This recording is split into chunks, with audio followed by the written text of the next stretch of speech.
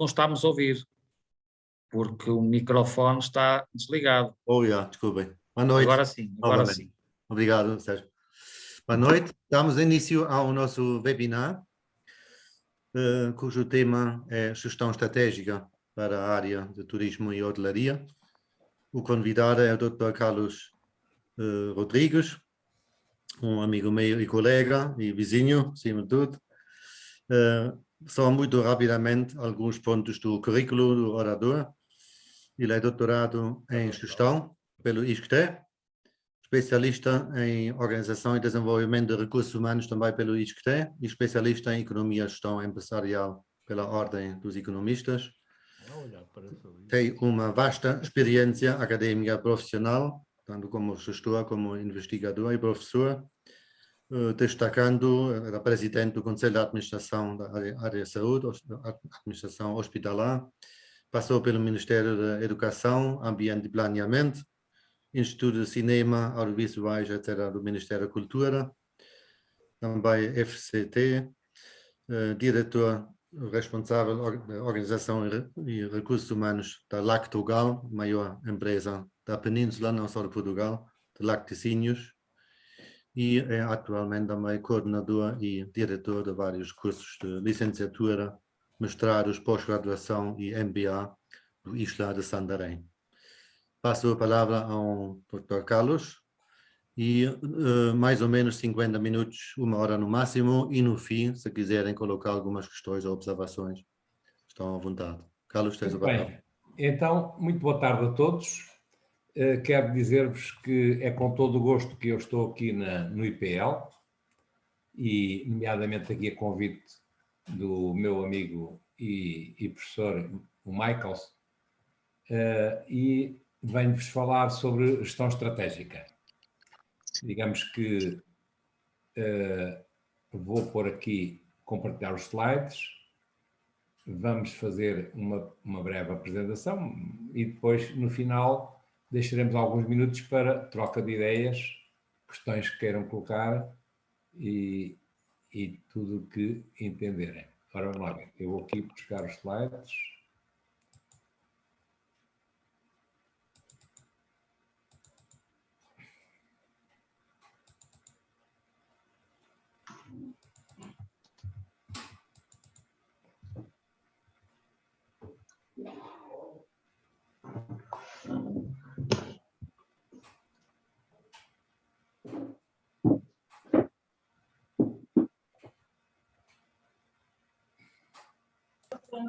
Portanto,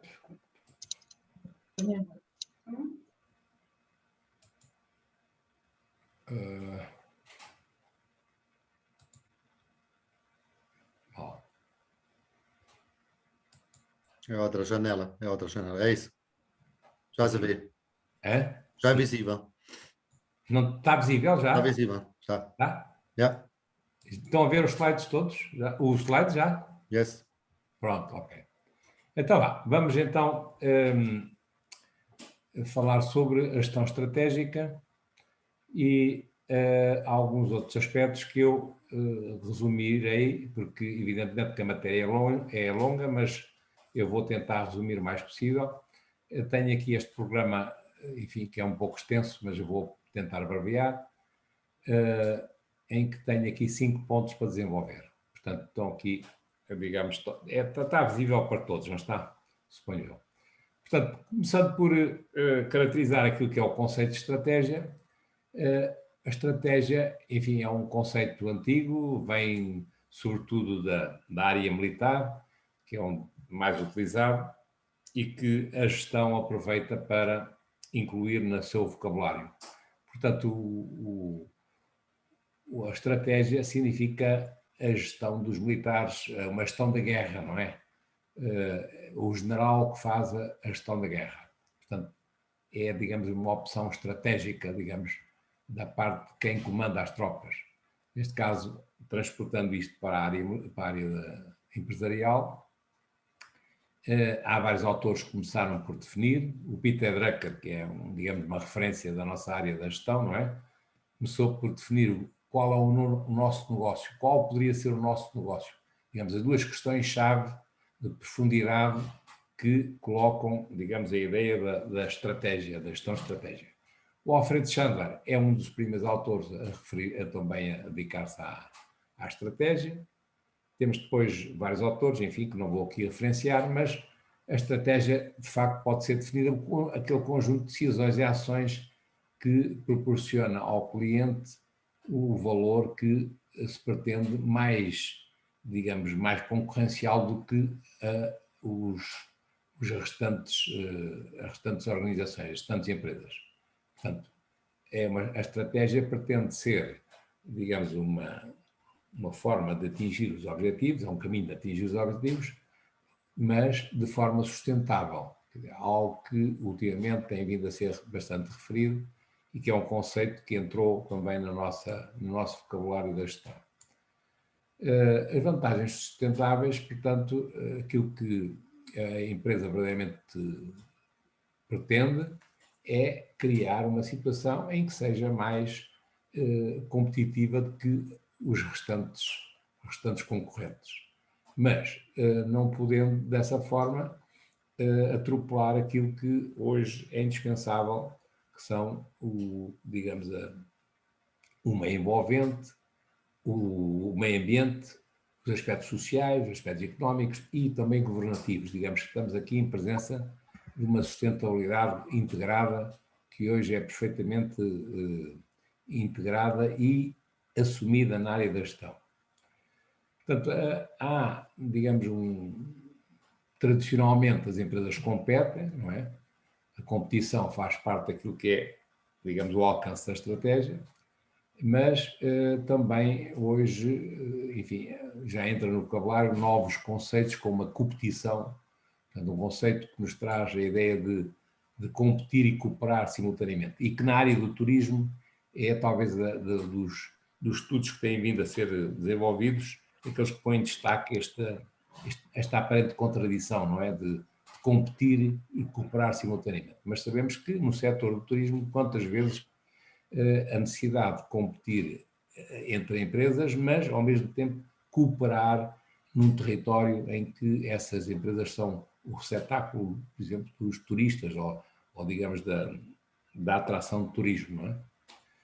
Portanto, novos conceitos aparecem, mas a vantagem competitiva continua a ser, enfim, aquilo que é o pensamento estratégico para levar à estratégia, não é? Ao desenvolvimento da estratégia.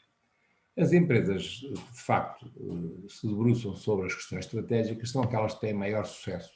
Isso, mais que ninguém, nós sabemos que isso está assumido. Portanto, a estratégia não é um ato, mas sim um processo, é um processo que se desenvolve, não é? Um processo de reflexão que passa pela análise, formação, implementação e controle. Portanto, não se trata apenas de uma execução, trata sobretudo de um processo que tem esta sequência, que normalmente é tida como, enfim, na metodologia do planeamento estratégico que nós utilizamos.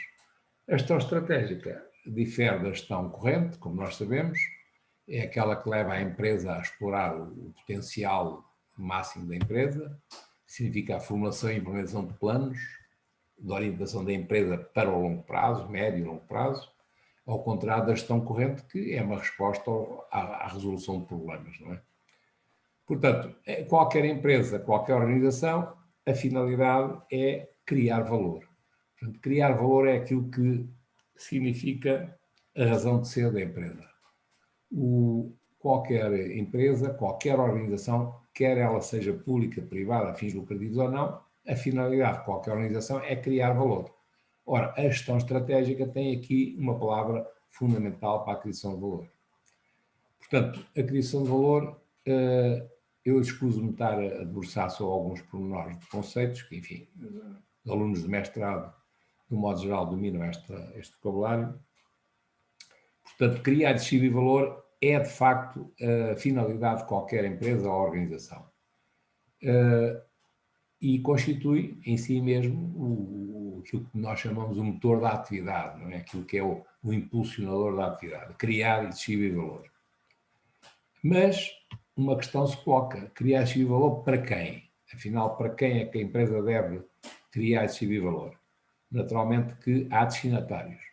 E isso também a teoria tem vindo a criar alguma evolução nesta matéria. Inicialmente, e durante muitos anos, a finalidade da empresa era vista como a maximização do valor. Portanto, era vista como, digamos aqui, a finalidade colocada como a maximização do valor para o acionista. Aqui os shareholders, digamos, eram os principais beneficiários da criação de valor.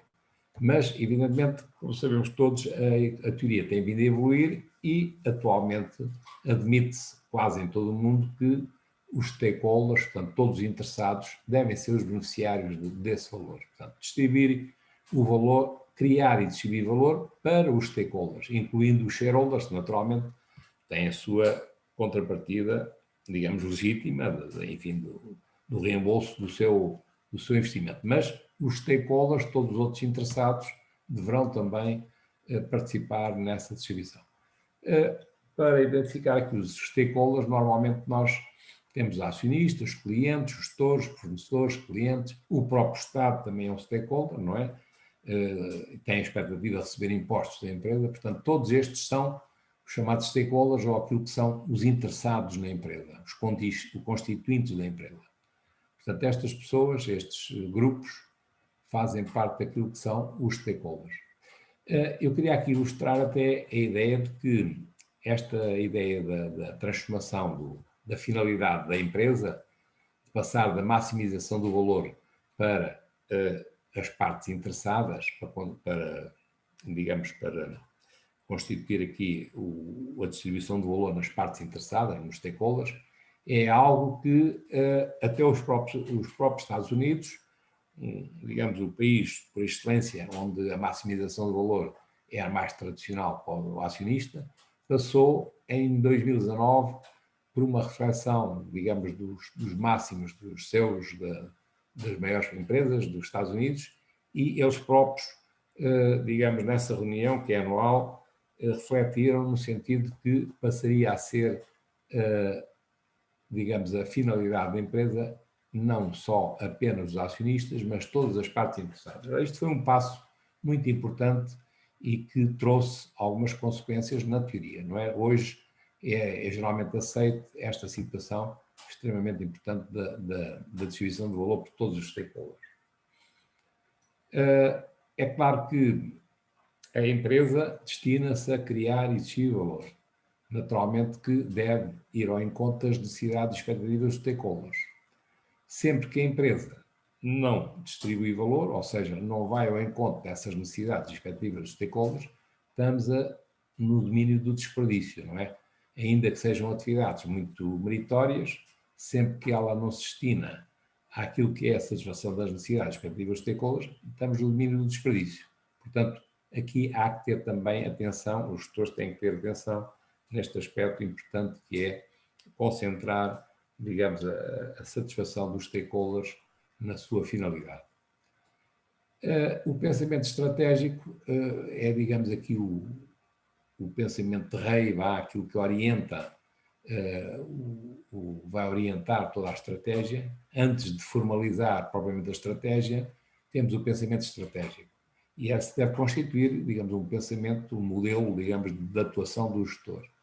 Nós sabemos que nós, em Portugal, temos a grande maioria das empresas, o tecido empresarial é sobretudo de pequenas e médias empresas, ou microempresas, se quisermos, que é a maioria. É natural que a formalização da estratégia, muita dela não esteja efetuada a nível de planeamento estratégico. Portanto, aqui vale, sobretudo, o pensamento estratégico daquele que orienta a empresa. Portanto, o seu proprietário ou o seu gestor, o pensamento estratégico tem que dominar aqui a orientação da empresa. Há pouco falei daquilo que é a sustentabilidade integrada, aquilo que hoje é admitido como sustentabilidade. Na verdade, hoje, em 2020, nós admitimos na gestão que estas 4 tipos de sustentabilidade, estas dimensões da sustentabilidade, sejam propriamente integradas no conceito. Portanto, o conceito nasce, como sabemos, da área ambiental, mas rapidamente se, enfim, propagou para a área económica. Naturalmente, a sustentabilidade económica é o primeiro passo para manter a empresa em viabilidade, mas depois há necessidade de mantê-la sustentabilidade social, há a necessidade de cuidar, digamos, dos seus participantes, dos seus colaboradores internos e externos, porque naturalmente que, e é aqui que muitas das nossas empresas falham, a não contribuição aqui, ou a não participação dos stakeholders internos, portanto, nomeadamente dos seus colaboradores. Portanto, a sustentabilidade social é indispensável. Não podemos pensar no cliente sem pensar também no colaborador e vice-versa, não é? A sustentabilidade ambiental é hoje também um valor assumido e agora, muito mais recentemente, surge a sustentabilidade governativa, que significa, digamos, as regras de corporate governance, que trazem valores acrescidos para a empresa. Portanto, hoje a empresa, para além das 3 sustentabilidades anteriores, a sustentabilidade governativa faz valer a necessidade de acautelar determinados valores, nomeadamente o valor da accountability, o valor da equidade, o valor da legalidade e o valor, sobretudo, da transparência. Portanto, são 4 valores assumidos a nível internacional que hoje, na verdade, já estão assumidos também a nível da gestão. Temos, então, que cuidar de uma envolvente para pensar na nossa estratégia. Portanto, uma envolvente, todos sabemos que faz parte daquilo que é a atuação da empresa. Portanto, costuma ser classificada em geral, em específico, enfim. Há várias classificações, mas, na verdade, digamos, o meio envolvente é o principal destinatário da nossa estratégia, não é? Portanto, o sucesso empresarial passa pela estratégia, que é normalmente reconhecida pela sobrevivência de longo prazo, pelo crescimento sustentado, pela rentabilidade adequada, capacidade de inovação. Tudo isso a estratégia tem, digamos, em vista a necessidade de acautelar o sucesso através destas quatro dimensões. Portanto, a estratégia deve cuidar de criar e exigir valor, mas não pode deixar de pensar o ponto de vista do mercado, dos clientes, o ponto de vista da organização, designadamente dos colaboradores, e também dos acionistas. Portanto, pelo menos estas 3 dimensões são indispensáveis integrá-las. Enfim, fazem parte daquilo que são os chamados stakeholders, mas estas 3 partes, sobretudo, são obrigatórias, porque são a razão de ser da empresa, são os clientes. A organização interna, os colaboradores são, digamos, o capital intelectual da empresa. E o ponto de vista dos acionistas, naturalmente, os financiadores, que têm que se acautelar. Portanto, a estratégia em si tem de ser definida com o equilíbrio destas 3, digamos, legitimidades. Portanto, a estratégia obrigatoriamente tem que passar pela legitimidade destas 3 vetores. Portanto, a legitimidade do mercado, a legitimidade interna e a legitimidade do capital dos acionistas. Já vimos o que é, digamos, a estratégia, não é? A visão, enfim, obriga a uma visão criativa, um pensamento estratégico permanente do gestor ou dos principais responsáveis da gestão e o planeamento estratégico, se for caso disso, formalizado, o que a nível das médias e grandes empresas deve ser formalizado. O planeamento estratégico, para além de ser um exercício técnico, digamos, de longo alcance, de organizar a empresa no sentido de focá-la na estratégia, é também um exercício de agregação, digamos, de congregação da coesão interna.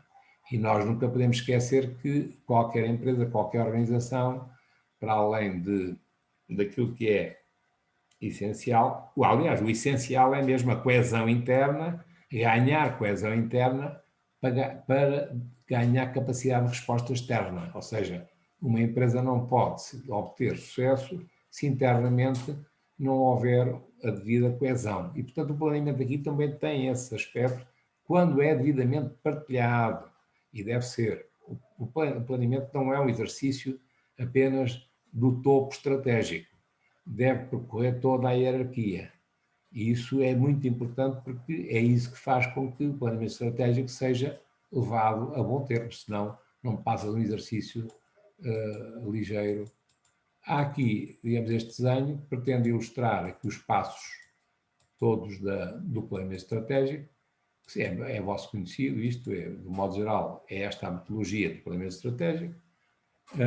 Definir objetivos é o principal aqui, mas objetivos nunca se devem definir sem ser deduzidos a partir da missão, da visão e dos valores da empresa. Portanto, a missão é a razão de ser da empresa, a visão é aquilo que é o sonho dos gestores, é aquilo que os gestores vão pôr em prática de acordo com a missão e obriga então a fazer uma análise do meio envolvente e uma análise interna. Portanto, no fundo, pensarmos aquilo que temos de pontos fortes e pontos fracos internos e aquilo que são a análise do meio envolvente que origina um pensamento de aquilo que será ou serão os constrangimentos ou as ameaças e as oportunidades. É em face destes quatro pontos que a análise SWOT surge para dar, digamos, caminho ao alcance dos objetivos. Portanto, a missão, isto fica aqui para os nossos queridos alunos possam, enfim, ter como suporte. Não vou repetir isso, mas a análise digamos, SWOT, como também é já conhecida de certeza de todos os alunos, faz parte daqueles 4 pontos que eu referi. Portanto, o meio envolvente deve ser analisado, porque é aí que vamos encontrar as oportunidades e as ameaças, e é evidente que deverá ser bem analisado. Temos várias ferramentas para isso. O Michael Porter, por exemplo, trouxe aquilo que ele chama as forças competitivas, 5 forças competitivas, ou seja, uma análise daquilo que é o mercado em termos do setor onde a empresa atua. E, segundo ele, há que atender a estes 5 aspectos que ele depois coloca aqui, e eu também descrevo aqui minimamente o que é que significa, mas, no fundo, pretende saber se há possibilidades ou há vantagens ou não de o novo concorrente ou a nossa participação no mercado ser bem sucedida ou não. Portanto, essas 5 forças do Porter poderão ser aqui ilustradas com este exemplo, em que passam aqui os cinco dimensões e que uma notazinha elevado nível, enfim, uma classificação daquilo que será novas entradas, novos concorrentes, substitutos, digamos, do produto ou serviço que nós estamos a atuar, se há muitos fornecedores ou não, se há clientes ou não, ou há cota de mercado para isso ou não, rivalidade, enfim. É uma notazita só de exploração dessas 5 forças que fazem parte daquilo que é a análise do Porter. Temos outras formas também de seriar, digamos, sistematizar o meio envolvente, esta análise, digamos, do ambiente imediato ou digamos, o ambiente mais global e mais específico, através da perspectiva económica, tecnológica, cultural, política, demográfica, enfim, os aspectos, digamos, de fatores que podem condicionar ou potenciar a nossa atividade da gestão, ou seja, da nossa estratégia no mercado. E, portanto, temos aqui perspectivas mais globais, que são económica, tecnológica, cultural, política, demográfica, são aspectos mais gerais, caracterizam, digamos, a atividade em geral no país, por exemplo, mas depois temos a parte mais específica, que tem a ver com os nossos clientes, ou os utentes, conforme for o tipo de organização, os mercados em si, a procura e a oferta, os concorrentes, os setores de atividade, enfim, aspectos mais específicos onde nós podemos debruçar. Essa análise também pode ser feita através daquilo que se chama análise PEST, que é os fatores político-legais, fatores económicos, digamos, as iniciais políticos, económicos, sociais e tecnológicos. E, portanto, podemos observar também o meio envolvente através desta análise PEST. Enfim, tem exemplos possíveis de recolher informação para a nossa orientação para a estratégia. Este mapa também ajuda aqui a ver o aspecto, enfim, dos vários fatores do meio envolvente, são impactos positivos ou negativos, enfim, ou impacto neutro, a ver aqui uma análise para a nossa, digamos, definição da estratégia. Internamente, então, fizemos a análise externa, não é? Como vimos, vamos fazer a análise interna. Portanto, a análise interna são os pontos fortes e pontos fracos da empresa.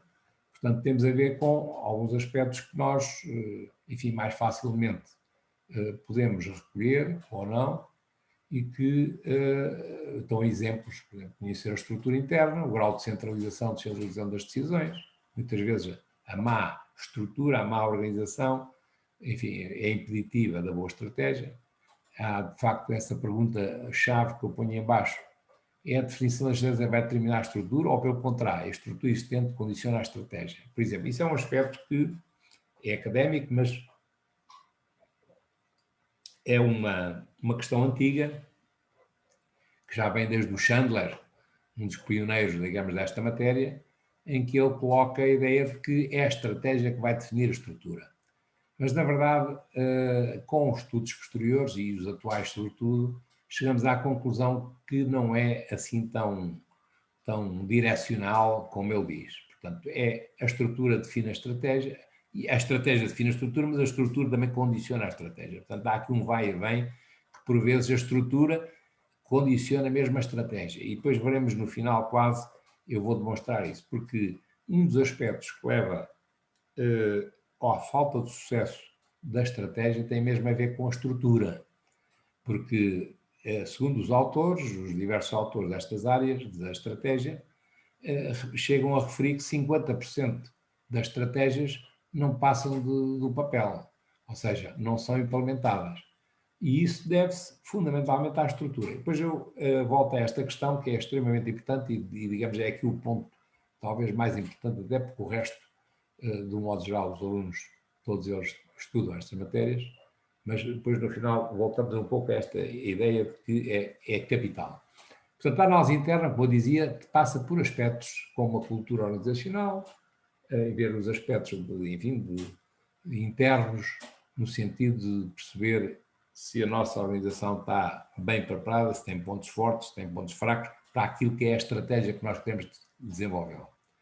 Aqui também o Porter trouxe um modelo, a cadeia de valor, que toda a gente conhece, tem a ver com um modelo de nós analisarmos que tipo de atividades é que se desenvolvem na empresa e onde é que essas atividades contribuem ou não para a tal margem que se pretende. Portanto, há atividades que provavelmente mal dimensionadas, ou mal definidas, ou mal estruturadas, ou mal organizadas, enfim, há muitas vezes essa situação e é muito corrente até nas empresas acontecer. Portanto, temos atividades de apoio, que são aquelas de cima, e as atividades principais, ou as atividades primárias, como ele chama, são estas de baixo. Portanto, é analisar-se cada uma delas para se perceber até que ponto a empresa está mal dimensionada, se está mal organizada, enfim, se tem pontos fortes ou fracos relativamente à estratégia que nós queremos implementar. Aqui este mapa também nos vem dar essa síntese de pontos fortes e pontos fracos, relativamente aos custos, competências-chave, enfim, análise dos recursos. A análise interna é extremamente importante porque, no fundo, temos aquilo que é as oportunidades e as ameaças do meio envolvente, mas depois temos que contar se temos ou não capacidade interna para chegar lá. Portanto, a análise interna é extremamente importante, faz parte daquilo que depois vai ter aqui a síntese na chamada análise SWOT, que toda a gente também, no modo geral, conhece. Esta análise SWOT limita-se aqui a seriar, digamos aqui, os fatores que nós anteriormente pesquisamos. As forças, as fraquezas, as oportunidades e ameaças. Portanto, aqui, o jogo destas 4 variáveis é que nos vão dar a possibilidade de nós desenvolvermos a estratégia adequada. Portanto, a análise SWOT pode ser depois cruzada, pontos fortes, pontos fracos. Temos aqui, digamos, um exemplo que fica para vós, onde poderão também, enfim, refletir aqui a partir deste quadro, que é uma análise SWOT cruzada, que leva a pensar naquilo que é, digamos, os pontos fortes e pontos fracos cruzados com as ameaças e as oportunidades. Naturalmente, pretendemos atingir objetivos. Os objetivos devem ser tendencialmente quantificados, sabemos disso, sabemos que devem ser SMART, que é aquela mnemónica que nós fixamos para os objetivos. Os objetivos, por outro lado, devem ser acautelados para não haver digamos, contradições nos objetivos, que é muito importante. Está aí esses exemplos, enfim, elementares, mas que estão a conhecer, de facto, a possibilidade de haver essa contradição. Por exemplo, o caso de aumentar os lucros pela redução de salários do pessoal. É claro que isto chocaria, com certeza, os nossos stakeholders internos, as pessoas, os nossos colaboradores. Portanto, os objetivos não podem ser contraditórios. Têm que ir satisfazer todos os stakeholders, como nós verificamos e nós demonstramos no início.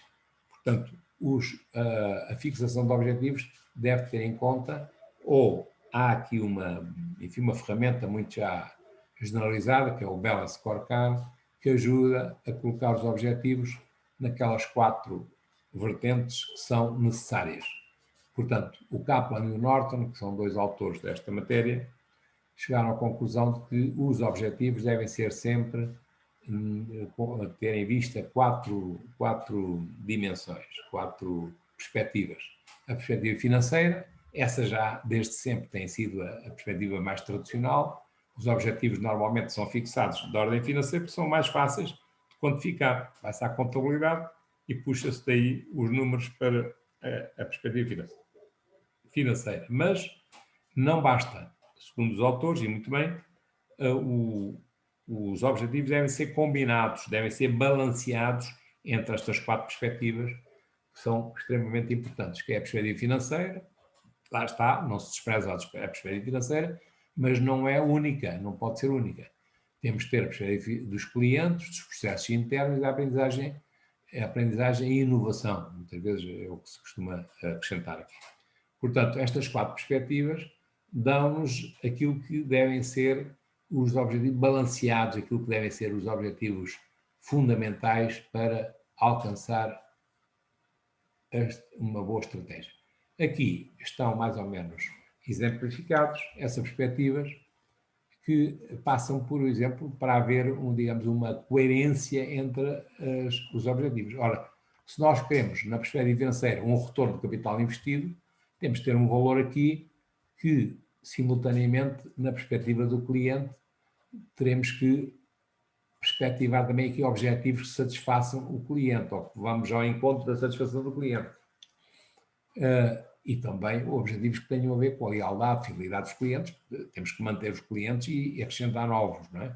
Mas para acrescentar novos e manter os atuais, temos que, enfim, na perspectiva dos processos internos, temos que desenvolver qualidade dos processos e excelência operacional, no sentido de satisfazer os objetivos de cima, que estão coerentemente articulados, e também na perspectiva da aprendizagem. Se nós queremos maior qualidade dos processos e maior excelência operacional, também temos que aumentar as competências dos colaboradores.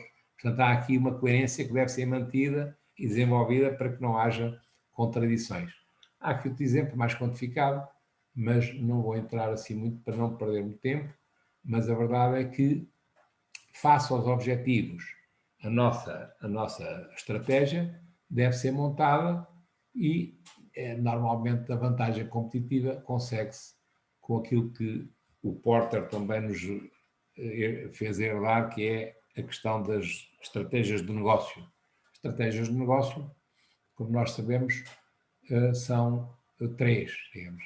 Aquela que se dirige à liderança dos custos, portanto, nós competimos no mercado com custos menores, ou uma diferenciação, portanto, diferenciação de produtos ou serviços, portanto, melhoria dos produtos ou serviços, diferenciá-los relativamente aos competidores, aos concorrentes, aliás, e a terceira, que não é incompatível, que é o foco, é aquela que procura ter um foco num determinado mercado específico, num nicho do mercado, vá.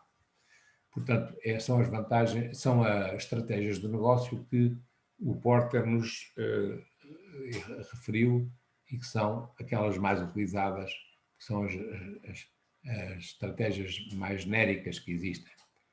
Portanto, temos aqui exemplos. A estratégia de liderança de custo pode-se conseguir através do sistema de distribuição mais eficiente, ou de design de produtos ou serviços mais adequados, uma supervisão da produção, enfim, são exemplos que podem melhorar o custo para nós competirmos com uma liderança de custos. A diferenciação, também temos aqui exemplos em que através das competências em marketing. O marketing da vossa área é extremamente importante para conseguir a diferenciação no produto ou no serviço. Criar um ambiente criativo, enfim, desenvolver qualidade, tecnologia, gestão de talentos também. É muito importante nós atrairmos os melhores colaboradores para termos a melhor qualidade de pessoas em talentos, para desenvolver produtos ou serviços mais diferenciados. E o foco, tal como eu referi, é outra, digamos, outra estratégia possível. Portanto, estas são as estratégias do negócio que normalmente são referidas, de um modo geral, por toda a gente, porque o Porter assim nos ensinou e bem sobre essa matéria. Depois temos outro tipo de estratégias, que são aquelas que são a nível corporativo, portanto, são decisões sobre o campo de atividades da própria empresa, portanto, na própria empresa, desenvolver atividades ou, digamos, estratégias internas em que levam a várias possibilidades. Temos aqui vários exemplos, que eu também não vou desenvolver muito para não atrasar muito. Temos aqui vários tipos de estratégias de integração vertical, a montante ou horizonte, estratégias de diversificação, estratégias de internacionalização, extremamente importantes, a estratégia de reestruturação, passa pelo saneamento ou recuperação da rentabilidade, ou a estratégia até de saída. Portanto, são as várias estratégias possíveis. Há muita classificação de estratégias, mas estas são aquelas que são as principais, normalmente referidas pelos autores. A internacionalização é extremamente importante, está aqui destacada como digamos, um processo de estratégia extremamente importante e, sobretudo, no nosso contexto económico, para as empresas é extremamente importante. Passa por várias motivações, estão aqui também mais ou menos alinhadas, enfim, também provavelmente é do vosso conhecimento, não vou aqui pormenorizar, mas tem aqui, digamos, vários exemplos, vários tipos de entrada nos mercados internacionais, como é que poderá ser feita essa entrada, portanto, 3 formas de entrada, depois subdivididas ainda nos vários segmentos possíveis. A internacionalização é hoje um aspecto extremamente importante, requer cuidados especiais no que diz respeito à gestão das pessoas, a gestão cultural das pessoas, a cultura nacional, portanto, aquilo para onde se vai exportar ou se vai trabalhar deve ser acautelada, digamos, os aspectos culturais. Tem aqui também uma referência a isso. A possibilidade de haver vários modelos de entrada e de assumir vários modelos na internacionalização, ou seja, assumir o modelo de origem, o modelo digamos, de destino, ou um ou outro que seja misto. Também vários tipos de internacionalização, o tipo de empresas. Quase finalizar, porque temos que ir quase para o final para deixar um espaço para perguntas. Temos ainda aqui o processo de controle, enfim, uma referência breve. A estratégia deve ser controlada, participada o mais possível e controlada, claro. Portanto, a avaliação de desempenho e ações corretivas devem fazer parte daquilo que é a implementação da estratégia. Portanto, com o controle dos inputs, do processo ou dos outputs, portanto, os tipos de controle deve haver aqui. Depois, eu quero me referir aqui a um aspecto importante que normalmente não está associado à gestão estratégica, mas que é fundamental e é aquela que talvez nós possamos aqui relevar mais, dada a ser, no meu entender, e de estudos já efetuados, enfim, no ISCTE e outros, que nos dão a entender que as estratégias normalmente perdem-se pelo caminho por falta de organização. Falta de organização, sobretudo a nível do modelo de governação. E este é um aspecto fulcral que nós, na nossa cultura portuguesa, não damos grande importância e que é fundamental. Portanto, o modelo de governação tem a ver com o modo como se controla e dirige a organização. Portanto, e esse modo como se controla e dirige a organização passa por alguns conceitos que nós desprezamos quase sempre esse aspecto. Nós temos proprietários, temos empresários, administradores e diretores. Ou seja, temos os proprietários de pequenas empresas que normalmente dirigem a própria empresa e, nesse caso, não são proprietários, são empresários. Quando o proprietário dirige diretamente a empresa, chama-se empresário. existe uma separação entre a propriedade e o seu controlo, ou seja, há aqui digamos, um tamanho da empresa que se cresceu e, portanto, é preciso separar alguns aspectos, digamos, de governação, ou seja, a necessidade de haver administradores e haver diretores, passa a haver aqui, os administradores são os representantes dos proprietários, dos acionistas. Os diretores são os gestores propriamente ditos, são empregados, são colaboradores que não são propriamente proprietários e que dirigem a empresa e controlam a empresa em nome dos administradores, que são propriamente os representantes dos proprietários. Portanto, este aspecto é extremamente importante e normalmente nos cursos isto passa-se um bocado ao largo e que é fundamental, porque quando não se tem atenção a esta divisão entre aquilo que são os proprietários ou os acionistas e a gestão profissional, aqui há geralmente um problema que passa pela destruição da empresa a pouco e pouco. E, por exemplo, isto é muito vulgar mesmo, nas empresas familiares, em que os proprietários, normalmente os iniciadores, digamos, o fundador, mantém a empresa porque tem ali digamos, uma auréola de grande porte, porque foi ele que criou a empresa, há todo o respeito por ele, mas depois os sucessores dele, enfim, não respeitando esta separação entre aquilo que é o acionista e a gestão profissional, ou metem-se na gestão e não devem, e então confundem-se aqui os valores e criam-se situações que normalmente não passam de terceira geração. É por isso que as nossas empresas, de um modo geral, as empresas familiares não passam da terceira geração, porque deve haver uma separação muito evidente entre aquilo que é a liderança representante dos acionistas e aquilo que é a gestão profissional. Portanto, não havendo esta separação, há confusão de papéis. Eu até costumo brincar um bocadinho com isto, mas a verdade é que, com o exemplo que eu vou dar, as pessoas percebem melhor o que eu quero dizer. Eu até costumo perguntar assim, sabem porque é que o Titanic foi ao fundo? E as pessoas que viram o filme, normalmente, foi por uma rota diferente, etc. Pois foi. O problema deu-se porquê? Porque a bordo do navio ia o proprietário, ou um dos acionistas, e que deu ordens diretas ao capitão. Ou seja, o proprietário entrou na direção, entrou na gestão profissional, imiscuiu-se, digamos, naquilo que é a técnica. A política e a técnica, se quisermos, a separação é indispensável. Quem diz a política dos proprietários, dos acionistas, digamos, ou a política, neste caso uma empresa pública também, é essa separação que deve existir, porque são duas racionalidades diferentes. Uma é de representação e outra é de ação, é de direção. Uma diz respeito à representação, outra diz respeito à otimização dos recursos. A gestão profissional tem como finalidade a otimização dos recursos. Os proprietários têm, ou os acionistas, têm como missão a liderança da empresa.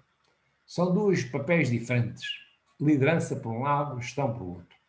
Uns fazem decisão, que é parte dos proprietários, os outros fazem deliberação. A gestão profissional delibera. Não deve decidir. As questões estratégicas são levadas aos proprietários, ou aos acionistas, ou aos administradores, no caso de ser a representante dos acionistas. Portanto, é um aspecto muito importante que eu não posso deixar de introduzir aqui isto, digamos, na sequência da gestão estratégica, porque é normalmente o motivo que falham a gestão estratégica, ou que não se chega à gestão estratégica é esta. Porque devemos distinguir aquilo que é a administração e aquilo que é a direção. A administração são decisões de controle, em nome dos proprietários. A direção são decisões de gestão. E, portanto, são pessoas diferentes, com perfis diferentes, que devem estar separados. Nunca imiscuir esta situação. Isto leva à morte da empresa. Mais tarde ou mais cedo leva à morte. Portanto, a governação diz respeito à direção e controle estratégico e dedica sobretudo a estes 3 aspectos que estão aí, à aquisição de valor, à harmonização de interesses e à promoção do crescimento económico. Mas não havendo uma boa governação, ou seja, uma governação que esteja devidamente separada daquilo que é a representação e daquilo que é a execução, são 2 racionalidades diferentes que, se misturadas, dão mau resultado. O trabalho do Berl Mins e Mins, 1902, é o primeiro trabalho desta matéria, em que ele sistematiza essa diferença entre os proprietários e os gestores. Portanto, a gestão profissional aparece e deve aparecer de separada da forma do órgão que é o Conselho de Administração, porque alguém tem que prestar contas a alguém. Portanto, os gestores prestam contas ao Conselho de Administração, que são, por sua vez, os representantes dos acionistas. Os administradores, por sua vez, prestam contas à Assembleia Geral. Portanto, há aqui um conjunto de responsabilidades que nunca podem ser ignoradas e que, no nosso caso, a nossa cultura portuguesa, é um fator que geralmente está ignorado. Posso-vos dizer que é uma das causas do nosso fracasso, é esse. Portanto, há uns fundamentos teóricos da governação que passa por, enfim, tenho aqui uma definição, que até é minha, sistema de direção e controle, a fim de criar coesão interna e de criação de valor. Portanto, é através dessa separação de órgãos que se consegue ter essa direção e controle adequado. Portanto, é uma repartição de poderes entre órgãos. E esse sistema de valores deve ser suportado nestes 4 valores, porque esses 4 valores é que vão originar aspectos importantes do bom relacionamento dos stakeholders, propósitos estratégicos corretos, uma estrutura de poder separada e a prática de gestão ética. De outra forma, não há, porque se não houver ninguém a quem reporte a responsabilidade, a situação fica coxa e fica naturalmente fica mal governada. Portanto, há 3 grandes modelos: o modelo alemão, o modelo japonês e o modelo americano. Vou aqui correr um bocado para chegar até ao fim. O modelo germânico é aquele que me parece o melhor, é dualista, há 2 órgãos. Os outros, o anglo-saxónico e o modelo latino, que é o nosso, do modo geral, são coxos, sobretudo o nosso. Já vamos ver porquê. Mas, na nossa legislação, nós podemos adotar qualquer dos 3 modelos. Portanto, mas nós tradicionalmente adotamos o último, este clássico. Portanto, uma boa governação leva a esta forma de relação. A direção executiva faz o plano e coloca a homologação do Conselho de Administração, que são decisões de controle, para homologar ou não o plano estratégico. Por sua vez, quem vai implementar é a direção executiva, depois presta contas ao Conselho de Administração. Há aqui, digamos, um prestar contas, uma accountability que tem que ser mantida. De outra forma, cai mal. O modelo latino, estamos a ver que tem só um Conselho de Administração. O Conselho de Administração mistura aqui os 2 aspectos que eu referi, ou seja, aqueles que são representantes da propriedade e, simultaneamente, os executivos. Ora, as decisões aqui não podem ser racionais, porque há aqui uma confusão de papéis que traz consequências negativas. O modelo latino está aqui explicado. O modelo anglo-saxónico tem um Conselho de Administração, embora seja um Conselho de Administração com separação de comissões. Tem comissão executiva, propriamente dita, tem uma de não executiva e tem uma comissão da auditoria, tudo junto no Conselho de Administração. O que é positivo, porque separa aqui o que é executivo do resto. Agora, o modelo que eu realmente tenho melhor simpatia, porque é aquele que tem dado melhores resultados, é este. É aquele que tem uma supervisão geral e tem uma direção executiva. E esta presta contas ali. E, portanto, há aqui uma prestação de contas que se faz com accountability. Este é o modelo, por exemplo, da nossa melhor empresa com maior produtividade. A empresa Auto Europa é este modelo que utiliza.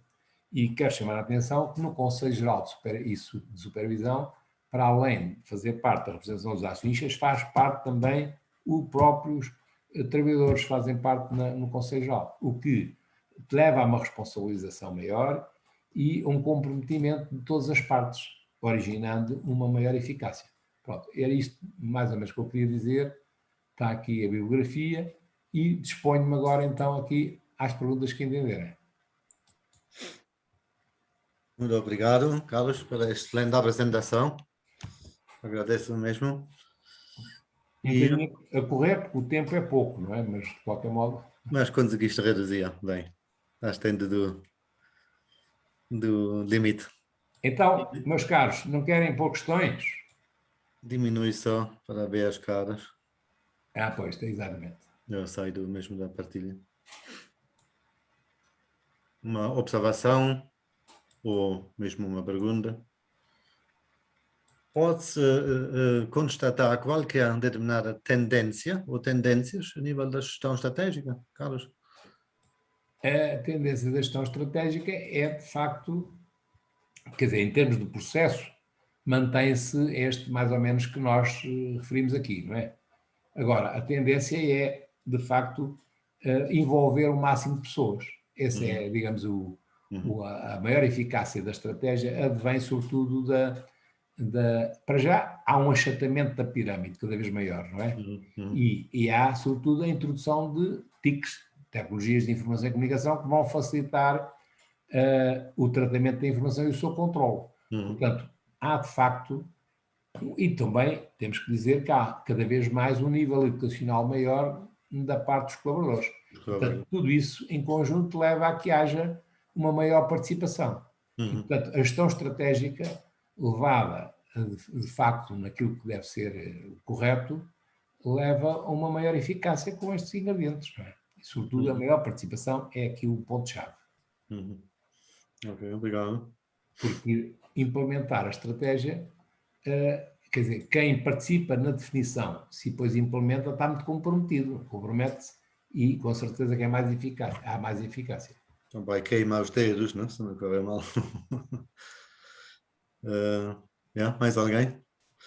Questões, todas queiram que eu saiba responder. Eu gostava de colocar uma questão até para fazer, enfim, a gestão deste silêncio, não é verdade? Eu também já estou habituado a isso, não é? Eu gostava de colocar aqui uma questão para apimentar um bocadinho este evento, que é, há pouco falou de forma interessante na questão da sustentabilidade governativa. Exatamente. Esse é um conceito que não está propriamente em voga há muitos anos. É muito recente. É um conceito recente e que, pronto, que está a ser, e como qualquer conceito emergente, levanta sempre situações e reflexões interessantes. Não lhe parece que esta questão da sustentabilidade governativa nem sempre é encarada da forma que a sua importância o suscita, a mercê de alguns preconceitos, de algumas, digamos, até de algumas convenções culturais? Não lhe parece que isto pode ser um obstáculo, sobretudo no nosso sistema de valores, nas nossas mentalidades? Pois é, sem dúvida, mas a verdade é que temos que caminhar mesmo para ele. Ou seja, a sustentabilidade governativa vem trazer ao de cima uma ética no negócio, não é?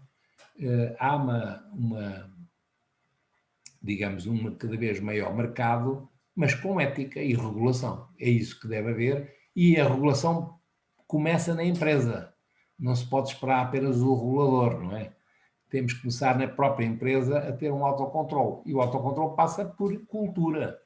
Para além de regras que possam haver, passa sobretudo pela criação de cultura interna, onde as pessoas se sintam comprometidas.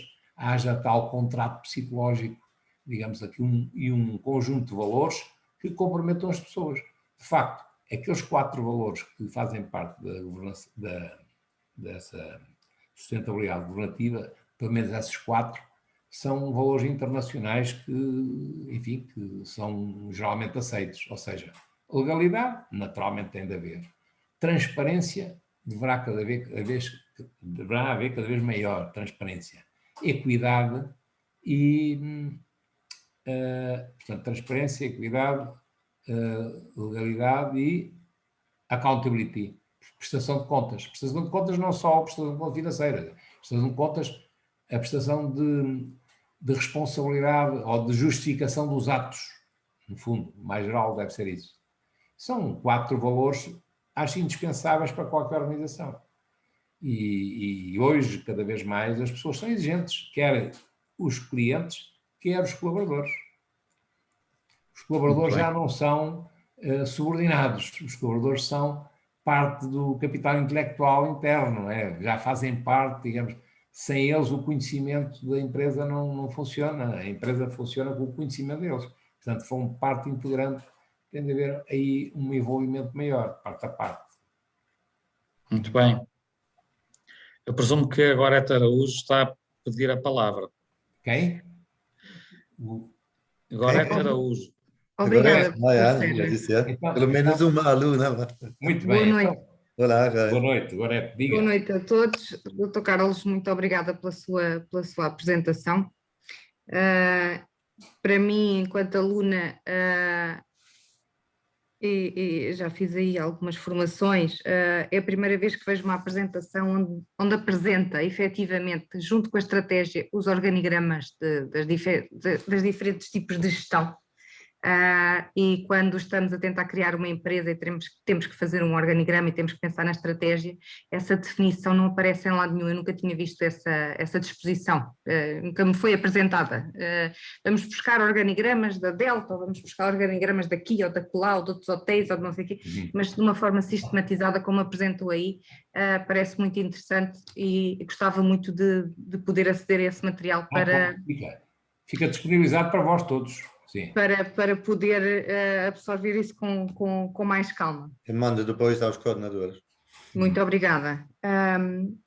Por outro lado, também sentir que da parte da academia começa a haver efetivamente esta preocupação com a governança, porque enquanto profissional, enquanto pessoa no mercado de trabalho no geral, e já há quase 20 anos, efetivamente sente-se, enquanto colaboradora, sempre senti essa falta de respeito pelos colaboradores. E ainda ontem, numa aula de mestrado, em que estávamos a calcular o ponto morto das vendas, e para minha desilusão, quando estávamos a fazer a distribuição de salários pelos colaboradores, para calcular os custos fixos e tal, e põe no diretor do hotel 5.000 euros. E a partir dali é pouco mais que ordenado mínimo. E aquilo deixou-me desolada. Como é que aquele professor que está a ensinar promoção estratégica, já foi meu professor de gestão de projetos, etc., certo que ele ia pondo valores que os colegas iam dizendo, mas até os colegas que estavam na sala são recém-licenciados, não se autovalorizam, não querem mais 1.000 euros para o diretor de marketing. Que é isto? O chefe de recepção, 900 euros. O chefe de recepção que vai estar ali a levar a pancada dos clientes o ano inteiro. É realmente triste, É assustador. E eu ontem fiquei particularmente chocada naquele exercício. Era um mero exemplo, podia-se pôr os valores que se quisessem. Vale o que vale, mas eu fiquei chocada porque tinha um patrão meu que dizia, diz quanto é que queres ganhar que eu pague-te. Porque eu não estou para andar a pagar para fingir que trabalhas. Eu finjo que pago e tu finges que trabalhas. Não. É para pagar o que é justo para a pessoa. E efetivamente o retorno depois, o reconhecimento, porque às vezes também não é só o vencimento ao final do mês, não é? Esta governança, esta comunicação interna dentro da empresa. As recompensas são mais do que o salário, não é? Exatamente. Pronto. Portanto, obrigada por, ao contrário do sentimento com que eu fiquei ontem, hoje vir sentir que no fundo, na base da academia, onde estamos a dar gestão, peço desculpa, que os cabelos brancos estão à frente da linha como devem estar. Tem que ser. A academia está à frente da linha como deve estar. Então deixe-me só acrescentar algo para dizer-lhe que esse é um problema que nós temos, é a necessidade de mudança de paradigma. É que continuamos a ver um paradigma que já está ultrapassado. E, quer dizer, estamos numa altura, e isto não é apenas retórica, o que eu vou dizer é sentido e é a realidade. Ou seja, estamos numa sociedade de informação, onde o conhecimento é o fundamental. O conhecimento onde é que está? O conhecimento está nas pessoas. Portanto, é nas pessoas que têm que ser valorizadas. As pessoas têm que ser parceiros e não subordinados. Portanto, as pessoas têm que, nas empresas, são elas a razão de ser da empresa. E, portanto, se não for valorizada a pessoa ou o conhecimento nessa perspectiva, então estamos muito mal. Agora, temos um problema também. Vai ver as estatísticas e vê que grande parte dos nossos empresários tem um nível educacional um bocadinho mais baixo que os próprios empregados, não é? E isso é um handicap nosso que nós temos também. E, portanto, e por outro lado, nós em Portugal não temos um déficit financeiro, nós temos um déficit de conhecimento de gestão, sabe? Há falta de conhecimento de gestão, porque, infelizmente, as coisas passam-se de uma maneira que chocam-nos. Por exemplo, vou dar este exemplo que é real. Nós temos um problema de produtividade. Ou seja, a produtividade em Portugal é abaixo da média europeia, há muitos anos. Não obstante nós continuarmos a subir o nível educacional e muito nos últimos anos, nós não subimos a média da produtividade. E este é um problema, porque aqui está uma incoerência muito grande. Como é que se sobe o nível educacional e não sobe o nível da produtividade? Sabe porquê? E este é o meu porquê, que eu acho que será, porque eu não vejo também escrito, mas o porquê é porque a gestão das pessoas é mal feita. A gestão das pessoas é inexistente até, porque o que se faz não é a gestão das pessoas. Não é a gestão das pessoas. Quer dizer, e maltratam-se as pessoas. Eu tenho que dizer, isto é verdade. Quer dizer, maltratam-se as pessoas, não se valorizam as pessoas. Quer dizer, e nós continuamos na cepa torta, desculpa o termo, mas é verdade. Porque este aspecto estatístico é revelador.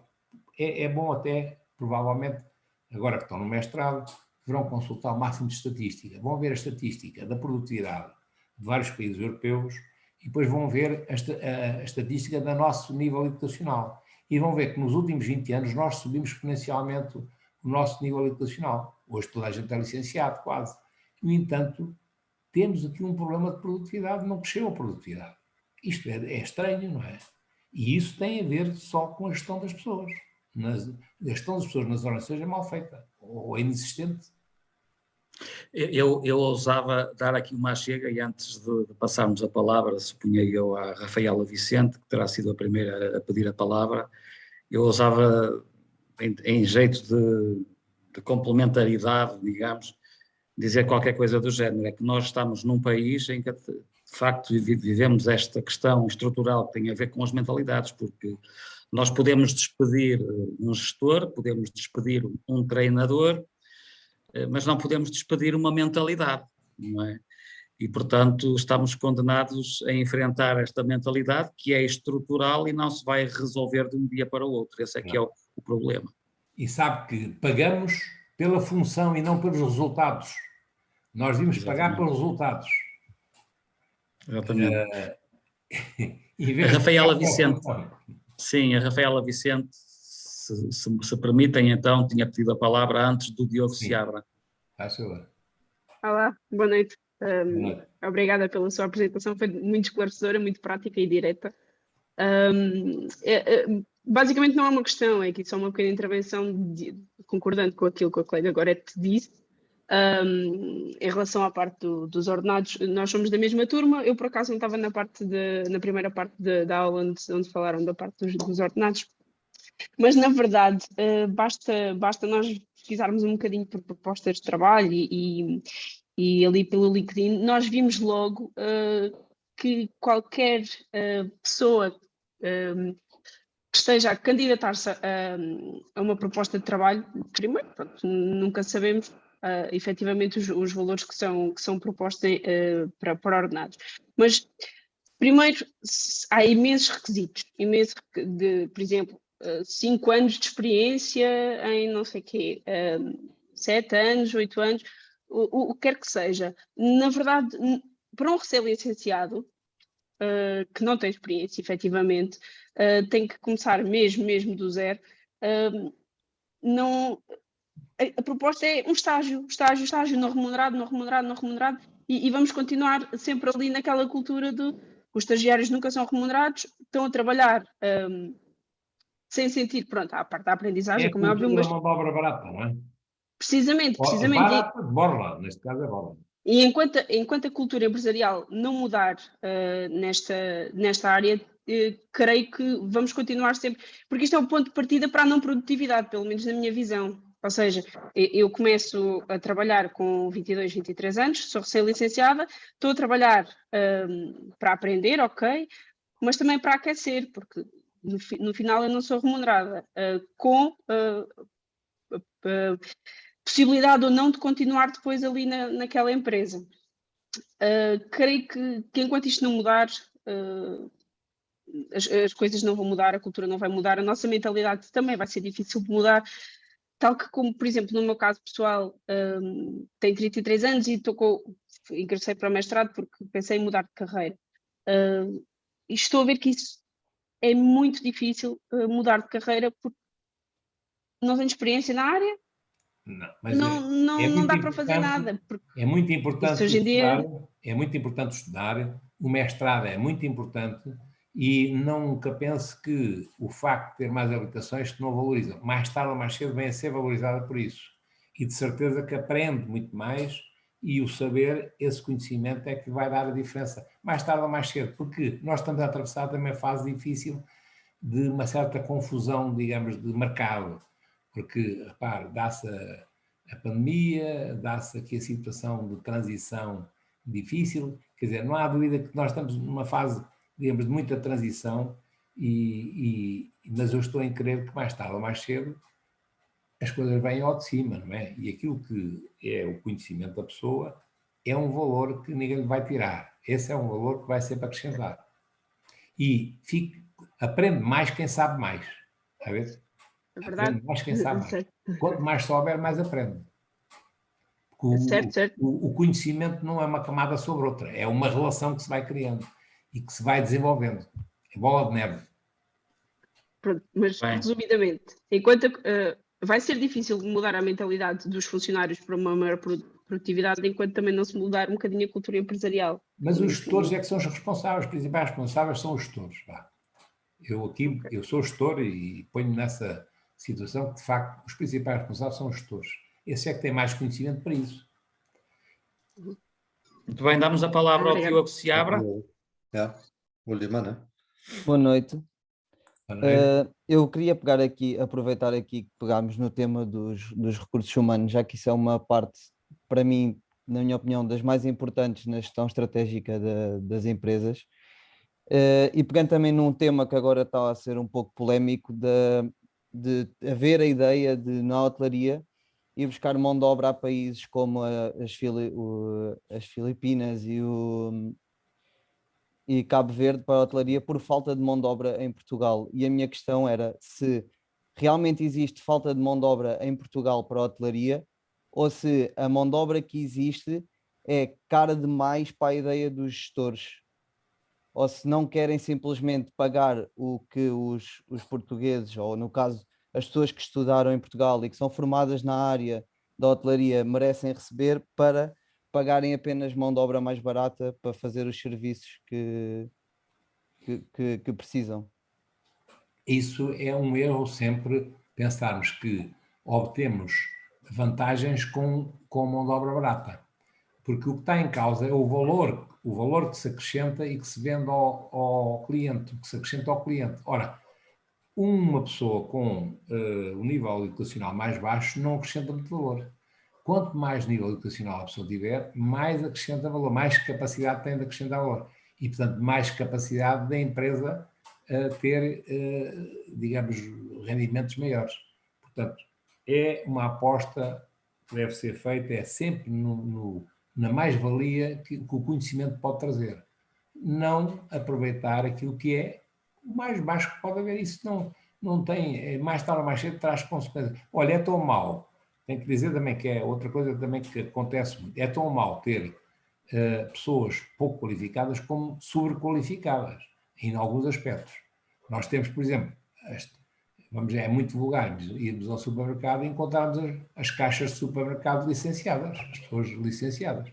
Portanto, aliás, saiu um estudo nem há um mês no ISCTE, em que vem-nos dizer que grande parte, uma percentagem, que agora não me recordo, mas é bastante grande, de sobrequalificação. Pessoas que têm uma sobrequalificação vão fazer trabalho menor.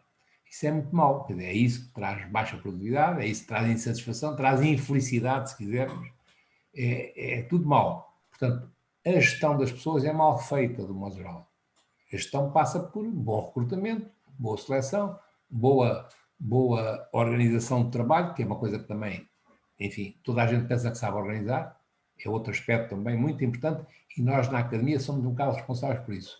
O aspecto organizativo tem ficado para trás. O aspecto da organização é um ponto fraco que nós temos em Portugal. No caso, eu toquei também neste assunto porque, como recém-licenciado na área da hotelaria, em gestão turística hoteleira aqui na STM, e prestes a terminar o mestrado em marketing e promoção turística, eu não sei se a minha motivação para investir na área ou numa carreira na área da hotelaria vai ser a melhor, Melhor, de certeza. perante o cenário que se monta, porque isto, a nível de perspectivas para o futuro, se calhar na área da hotelaria, a ideia que eu tinha, ou as perspectivas que eu tinha, vão começar a mudar. É um bom setor, e esse setor, de certeza, que tem sempre a possibilidade de crescer mais. E tem possibilidades de crescer mais quanto maior qualificações tiverem as pessoas. Portanto, é um setor em crescimento. Quer dizer, se há setor em que apostar, esse é um deles, no meu entender. Eu não sou do setor, estão a ver? Mas eu acho que esse é um dos setores principais. Sem dúvida. Obrigado. Obrigado, Diogo. Gorete, mais uma pergunta. Queria só dar aqui uma esperança aos colegas que, como o Diogo, que viram agora estas notícias dos cabo-verdianos e dos filipinos, e dizer que às vezes é de facto difícil para as empresas fazer recrutamento de pessoal qualificado e que tenha disponibilidade para trabalhar. A tal improdutividade, quando estamos a falar no setor do turismo, não há sábados nem domingos, e quem vai para o turismo tem que ter essa mentalidade, que não há sábados nem domingos. O problema é que a gente quer contratar as pessoas e depois dizer, não, é para fazer sábados, não. Tem que haver uma compensação dos sábados e dos domingos, tem que haver um reconhecimento disso, mas as pessoas também têm que ter essa disponibilidade, senão não venham para o turismo. Não, isso é A mentalidade é para mudar da parte dos gestores, mas também é para mudar da parte dos colaboradores. Há aqui estes dois fatores que não... Claro. O gestor tem a obrigação de saber mais e de, sendo o interlocutor que passa a mensagem, conseguir comunicar e motivar a equipa, etc. Tem essa responsabilidade, sim, mas por parte das pessoas, dos trabalhadores, também há aqui uma mentalidade que tem que ser um pouco desmontada. E o exemplo das caixas, das pessoas no supermercado licenciadas, foram mal licenciadas, foram pessoas que não tiveram apoio nenhum na escolha das suas formações, são pessoas que não são capazes de... Eu tinha uma colega minha que tirou geografia, mas como tinha que ir trabalhar para Coimbra, e para Coimbra já tinha que fazer não sei quantos quilómetros, ia passar os fins de semana fora, ia ter que alugar uma casa, não sei o quê, ela foi trabalhar para a Vodafone. Porquê? Porque é uma questão de mentalidade que às vezes que nós portugueses também temos. Somos um país muito pequenino e tudo o que é sair mais que 20 quilómetros da nossa casinha é um drama. Ninguém consegue fazer mais que 20 quilómetros para ir trabalhar. É dramático. Quer dizer, na Alemanha fazem 150 todos os dias. Para lá, 150 para cá. É um problema de mentalidade. Isto já começa com os alunos a refilarem terem aulas às sextas. Diogo, queres responder? Não, eu queria só partilhar uma experiência que eu tive para aqui também para contrapor um pouco à colega, que se o salário não for motivador o suficiente para fazer os tais sábados e domingos, ninguém está disposto a fazê-lo. Eu, por exemplo, estive a estagiar num hotel de 5 estrelas para fazer o término da licenciatura e eles ofereceram-me um salário de 600 euros em plena Lisboa, um hotel de 5 estrelas dos melhores, que se auto-intitula como um dos melhores da cidade, para fazer horários, tanto podia entrar às 8 ou 7 da manhã, às 7 ou 8 da manhã, como podia fazer turnos noturnos e ia receber à volta de 600 euros, foi o que eles me ofereceram. Claro, mínimo. Assim, qualquer pessoa vai optar, se calhar, por receber o mesmo num trabalho em que faça horários muito mais acessíveis ou trabalho menos, vá, por sendo mais direto, Sim, né? do que ficar na própria área a fazer horários que podia ser o que calhasse, um serviço exaustivo por um salário que não é motivador. Era só para Uma dar observação. aqui. O meu essa maior experiência. medo é acabar numa agência imobiliária, porque é onde acaba toda a gente que depois quer um bom horário. Diogo, estamos todos no mesmo barco. Ok, vamos ainda. Obrigado aos dois. Luís, e vamos finalizar com o Luís Ferreira. Faz favor. Luís? Muted, sorry. Olá a todos, antes de mais, dizer olá em especial à professora Carla Bento, que foi a minha professora em gestão hoteleira na Escola de Hotelaria de Turismo de Coimbra. E eu peço a palavra só para pegar um bocadinho naquilo que agora disse no início. Isto alguém que já tem 5 anos de experiência na área de hotelaria, alguém que já chegou ao máximo de algumas carreiras profissionais e que neste momento está em mestrado para conseguir ascender ainda mais. A questão dos salários, e pegando aquilo que foi ontem, na minha honesta opinião, não são assim muito descambidos. Eu já fui chefe de sala e o meu salário era de 800 euros num hotel de 4 estrelas, enquanto que o meu diretor retirava 3.000 euros e tinha carro da empresa. Infelizmente, na hotelaria, nos dias de hoje que correm, ainda há uma discrepância enorme a nível salarial. E é daqui também, e eu tendo já sido chefe de sala, quando fazia entrevistas, e tive muitos estagiários, muito pessoal que estava a acabar cursos, e quando nós falámos a nível salarial, era a primeira red flag para eles, era onde eles diziam, epá, mas eu consigo ganhar mais a trabalhar na Caixa do Continente. A questão aqui da Caixa do Continente não é porque eu não quero trabalhar ali, mas se calhar eu na Caixa do Continente não aturo tanta coisa como aturo naquele espaço a ganhar os 600 euros. Muito bom.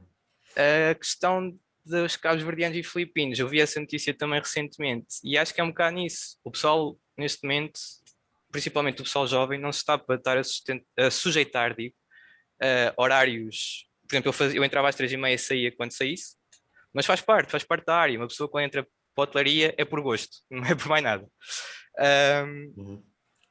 E o pessoal foge disto porque se não há se pagam um salário tão baixo, exigem tanto de nós, para isso vou para uma Caixa do Continente, trabalho as minhas 8 horas, ao fim do dia saio e não me chateio mais. Era só essa intervenção. Obrigado. Obrigado. Não sei, Carlos, queres dizer uma... É convosco.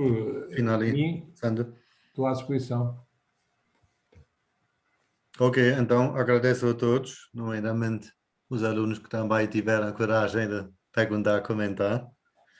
Ao nosso convidado, Carlos, um grande obrigado, como visto pela reação também, não só representativamente dos 3, 4 alunos, foi muito prático e foi um grande prazer da nossa parte e em nome do Politécnico e da ESTM, muito obrigado. Eu já disse, depois mando aos coordenadores os PDF, que depois disponibilizam aos alunos. Está bem? Obrigado. Obrigada. Bom jogo e vitória. Carla, ainda estás. Muito obrigado também. Foi um gosto e felicidades para todos vós, está bem? Obrigada. Obrigada, foi excelente. Tchau, tchau. Com licença. Tchau, Michael. Tchau. Obrigado.